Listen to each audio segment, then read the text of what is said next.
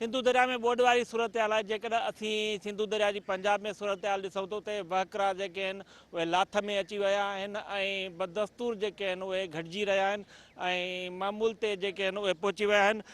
तरबेला बंद वटि 14,000 क्यूसिक पाणीअ में जेका उहा लाथ आई आहे। काबिल नदी जेका सिंधु दरिया खे भरींदड़ नदी आहे उते 2,000 क्यूसिक जेका लाथ आई आहे।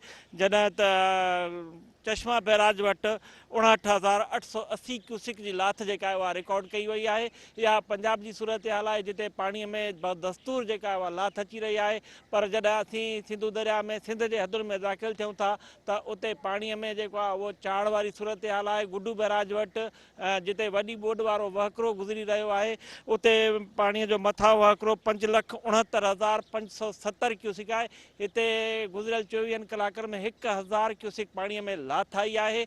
जॾहिं त अञा ताईं जेको आहे उते वॾी बोड वारो वहकिरो जेको आहे उहो बरक़रार आहे। 5,40,560 क्यूसिक उते हेठां वहकिरो आहे। कोटड़ी बैराज ते बि जेको आहे उहो 15 सेप्टेम्बर ताईं बोड वारी सूरत हाल जेका आहे उहा ख़तमु थी वेंदी। कैमरामैन आगा शोएब पठाण सां गॾु मुश्ताक टामरी, सिंध टीवी न्यूज़ सखर।